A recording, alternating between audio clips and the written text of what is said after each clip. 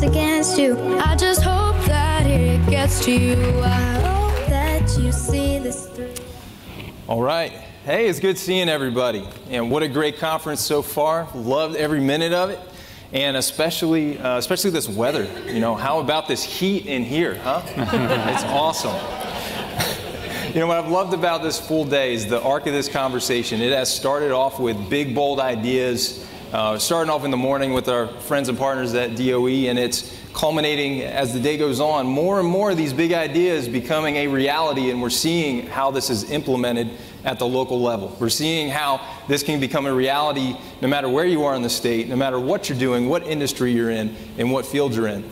So what we have today is some esteemed panelists who we're going to get to hear from how they're making all of these big ideas a reality when it comes to the future of work, when it comes to all these great things you just heard Yvette talk about and where we're headed as a state, and for all the good things that we have for the future of work here in Florida.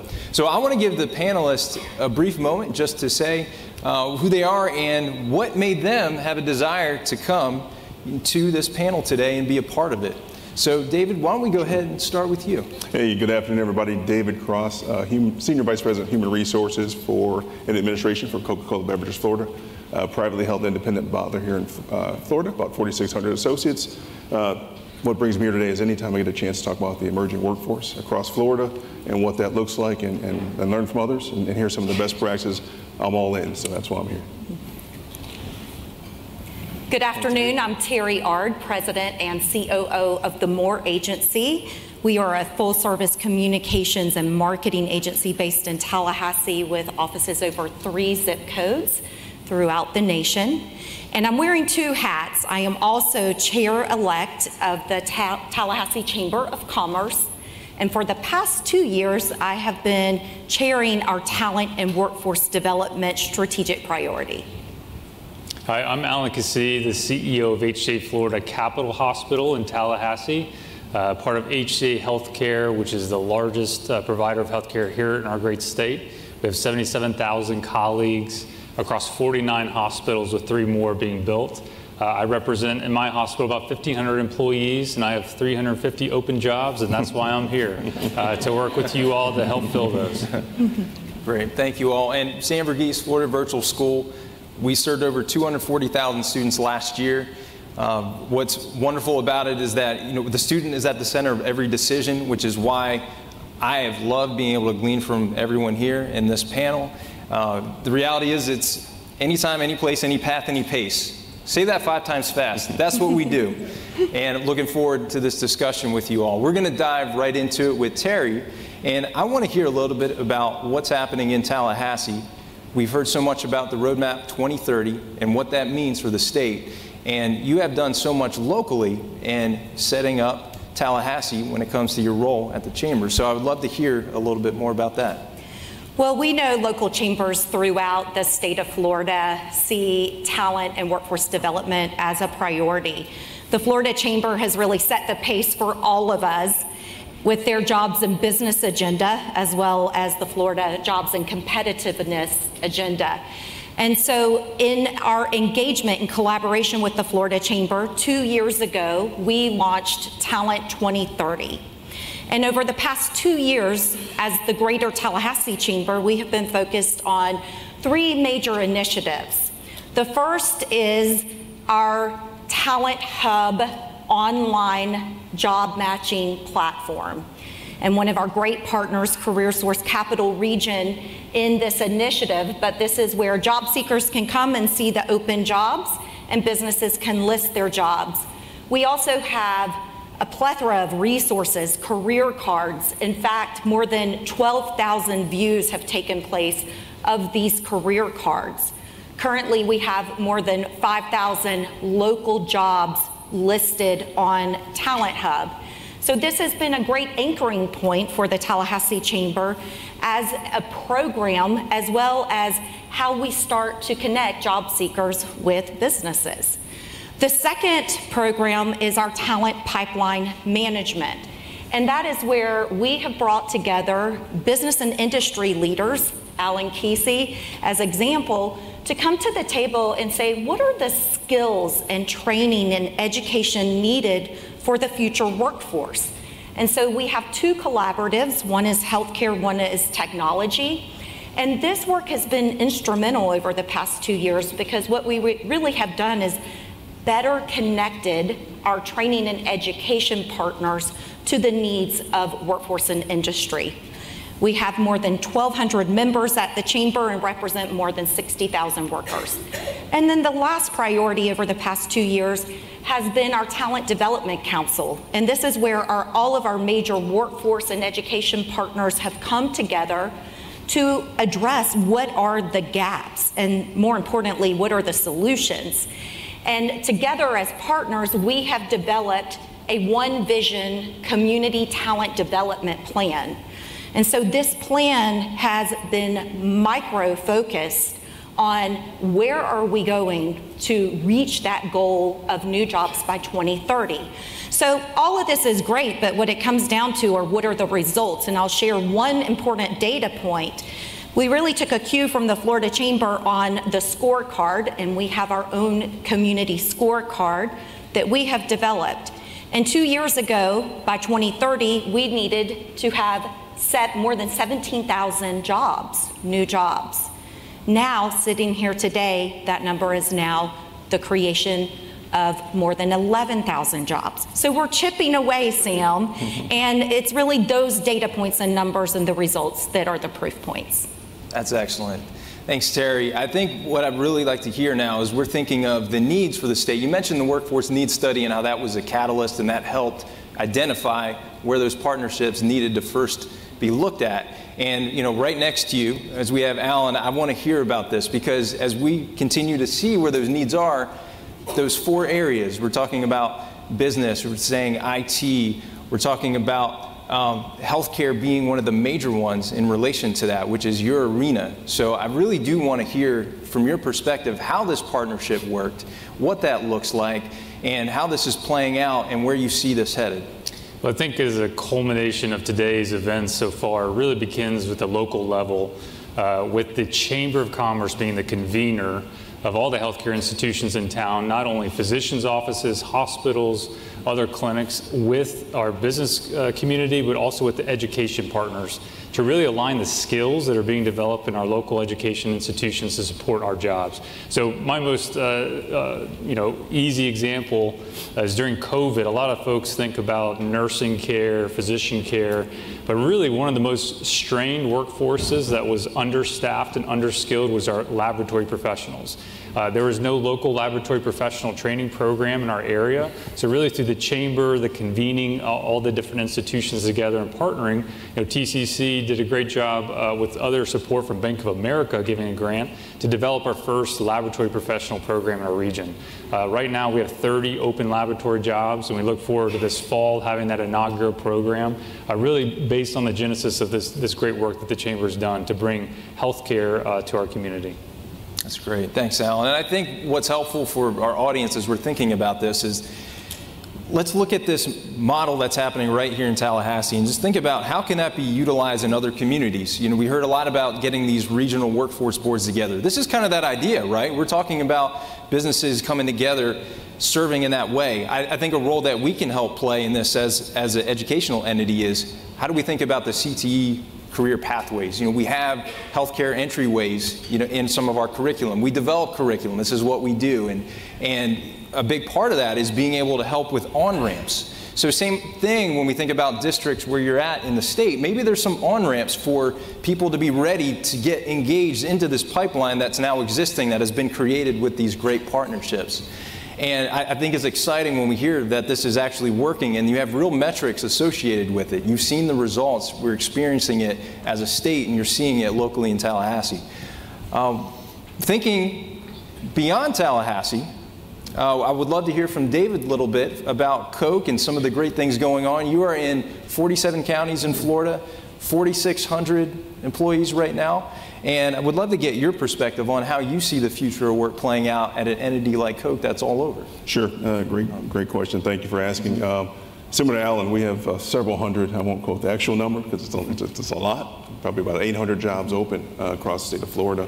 And it really starts with the Great Resignation and some of the challenges we all face, and many of the employers out there, in terms of the evolving landscape and the challenging workforce. And for us, it kind of falls into a couple of different buckets. One is how do we make sure that those folks that are looking for employment know that employers are looking and where they can go to get meet those employers where they're at. And so that's been the biggest challenge, is kind of that awareness and activation. And so sitting on a number of other boards and partnerships in and around Tampa and across the state, we really started to work on how do we make sure that those potential employees understand where those jobs are, what skills are required to do those jobs, and if they're not, what are those opportunities to train, develop, and grow into those roles. And so spending a tremendous amount of time making sure with this career source, partnering with educational institutions and others to make sure that we can upskill and train those associates.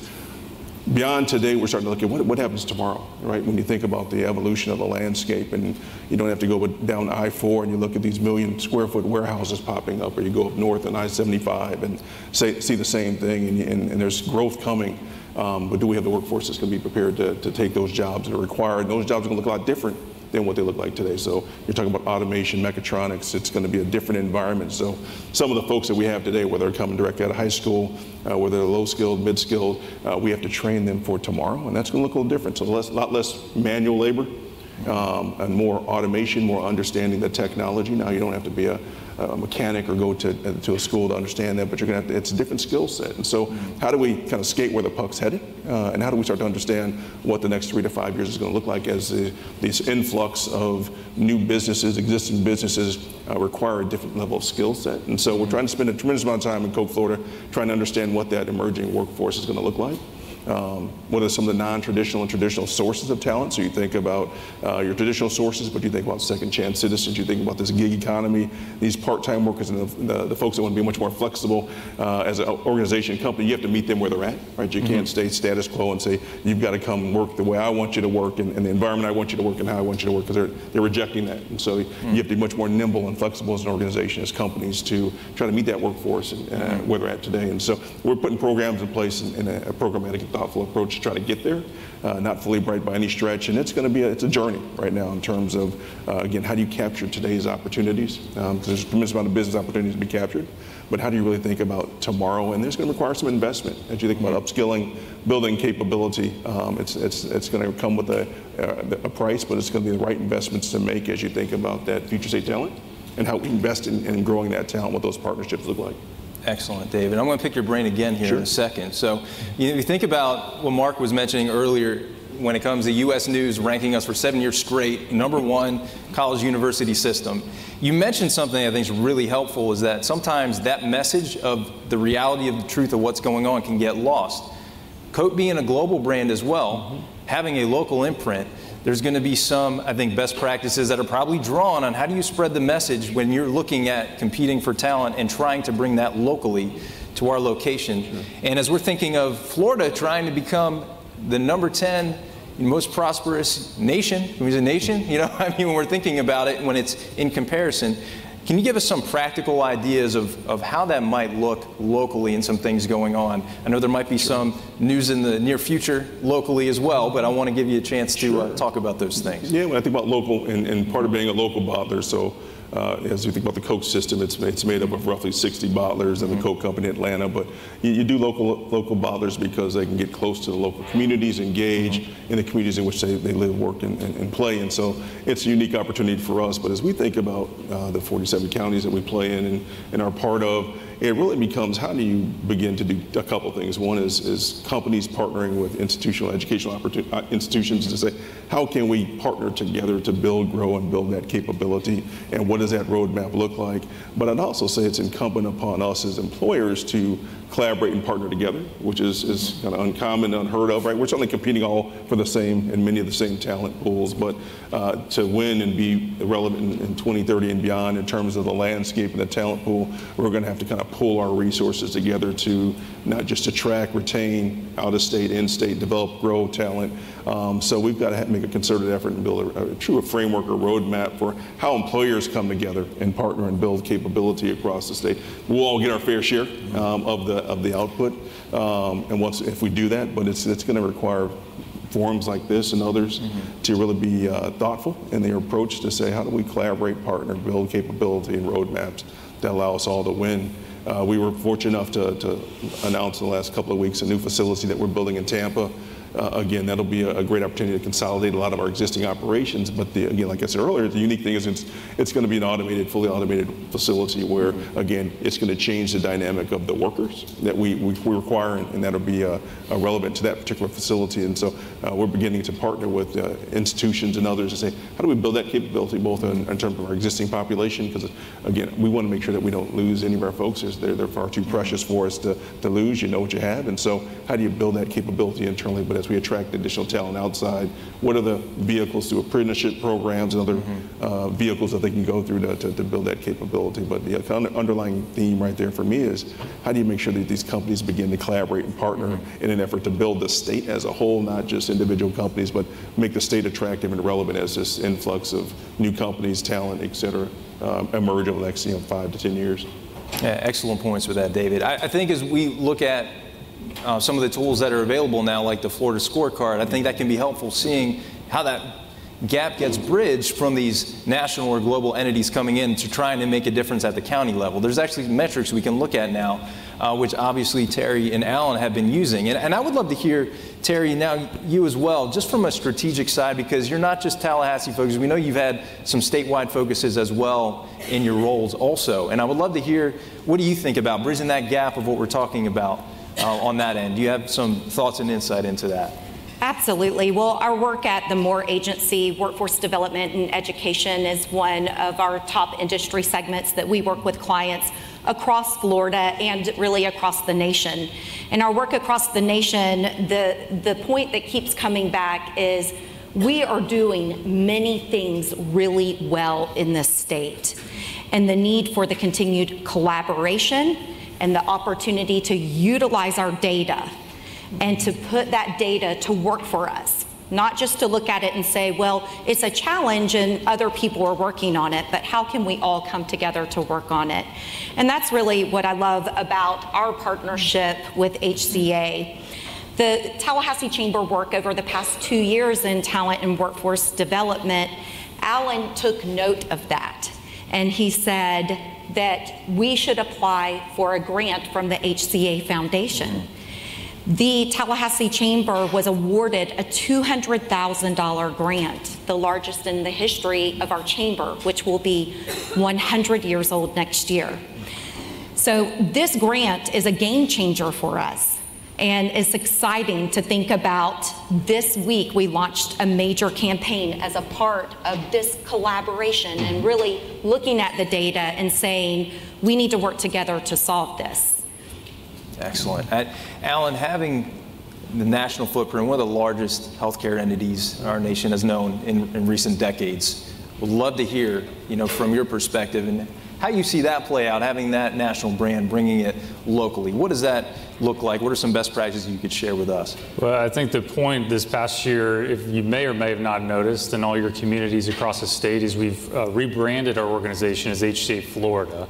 I think that's really recognizing the career opportunities that become with our clinical professionals as they can progress from a student nurse doing an apprenticeship as an extern, maybe in Tallahassee. Well, let's say they want to move to Tampa, work at one of our great hospitals here, or even in the east coast of Florida. But they can keep their 401k, they can keep their tenure, they can keep all the different benefits that we provide as a large employer as they progress. And so really that brand, HCA Florida, is to recognize the ability to have a great career as a healthcare professional across the state. And so that's been something strategic. And just to a point that David made, this foundation grant is really not for us, it's for our community. We want to attract all healthcare workers, whether local or regional in the state, to choose a profession of giving back, because it's fundamentally what it is you're caring for other people so they can stay at work, stay employed, and stay vibrant for our community. So really that was the intention, was to raise all boats, if you will, locally. Mm-hmm. Excellent, excellent. Yeah, I think for us, what I love about it is that we are Florida-based, but we do have an opportunity to be thought leaders in other states as well, whether that's Texas or Alaska standing up a virtual school. And Florida gets the benefit of that, right? Where we're at with the future of work, now we're seeing students, having more opportunities because Florida's leading the way again in another arena. And I think that's, I hear the heart from all three of you in that, thinking about locally, we're experiencing this growth here in Florida that's really going to benefit the state, and it's ultimately going to be a cycle that will perpetuate with a talent supply line because we have more people wanting to move here. It's not like how it used to be. I think I've heard mention on the mechatronics side. I'm thinking in the IT and the cybersecurity arenas, another great CTE route that obviously many local districts are doing as well because it's a need. It's moving away from those traditional 4 degrees to certifications now, especially in that IT arena.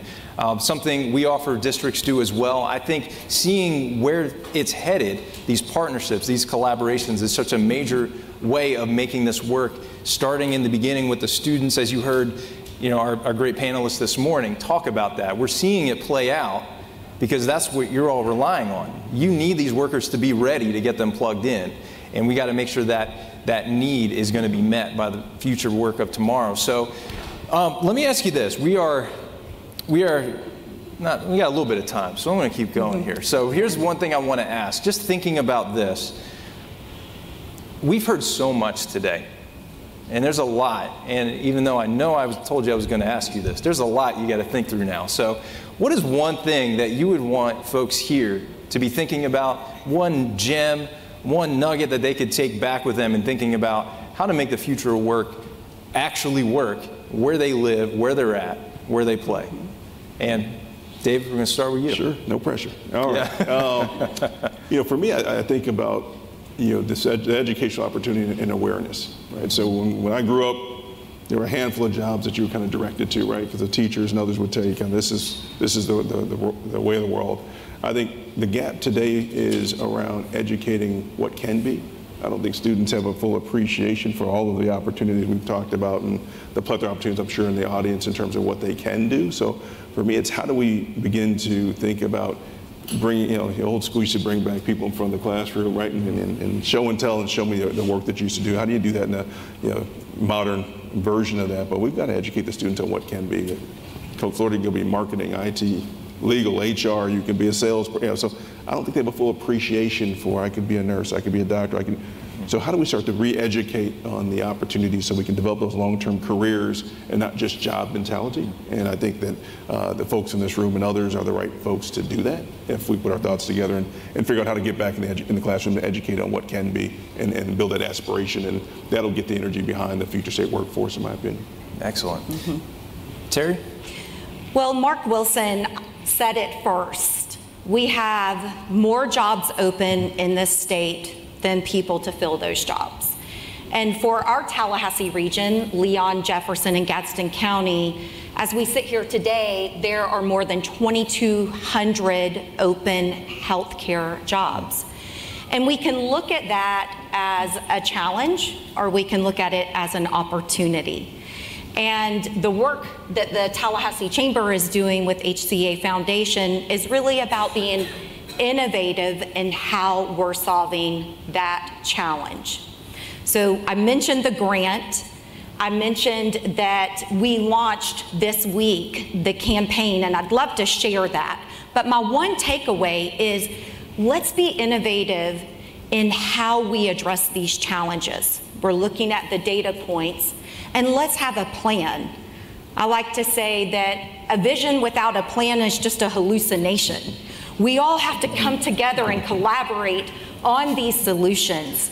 And so yesterday, we launched what is the Got Milk campaign to reach individuals in our 3-county area to say, think about having a career in healthcare.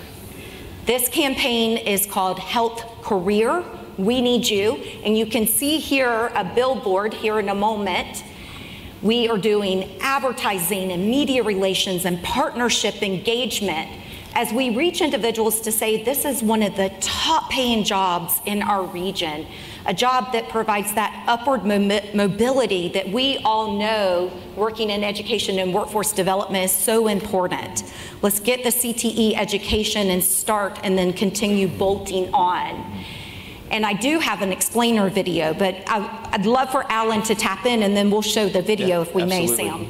Well, I would just say I need everyone in here to upskill into a nurse, and then I would be satisfied. But no, really, I think starting in middle school, high school, whatever program, healthcare is a profession of giving back and serving others, really in a very intimate way. When folks are having babies in an exciting way, maybe, and then when folks are passing away. I mean, it really is the whole continuum. And I think engendering a desire to be in healthcare is really my principal, goal or request, I think, of any community to need that. Because when we have healthcare workers, not only do they get, exactly like the billboard says, a top-paying job with immense growth potential, they're also enabling the health of the community to work. And so I think it's really a double-edged opportunity for every community. And I would say for us in Tallahassee, we're a big, small town, and we work really well together across industry lines. And the chamber, I'll say it again, is the convener. So I encourage all the communities to convene around your chamber and work together to solve the opportunity we have before us. Mm-hmm. Excellent. And what I would just echo that again is, with the chamber being a conduit for us to come together and do this, I think, I said it early on, I'll say it again before the video, just that idea, big ideas are good. Actually solving it and coming up with solutions is better. Mm-hmm. And that's why we're here. That's why you're taking this time out today. And I think that's really what I love. Think about how you can take this back to your areas, how you can engage with your education partners. This is really where rubber meets the road, and it's happening. So with that, I don't have a cue, but somebody has a cue to get the video going. We can tee it up. Yes. Health career, we need you. It truly is a partnership across business and industry, our great education institutions, Tallahassee Community College, Dr. Jill Murdaugh and his team, Jill McShane at CareerSource Capital Region, Lively Technical College, our Office of Economic Vitality, and the chamber. So everyone coming together, and we are going to be doing career fairs where we bring ELC in to address child care issues. And then CareerSource Capital Region will help pay for the training. And then we create that talent pipeline to fill those 2,200 plus jobs, because every day that number grows. And so what we have here for you is a 30-second explainer video that's just going to be used in our digital outreach and strategy to help reach those individuals that we know the attributes and characteristics they're looking for in a job is to how can I have a job that is meaningful, that I can move up, that I can provide for my family, and truly affect the quality of life, not only for individuals, but for our community. So we'll show the video. Excellent.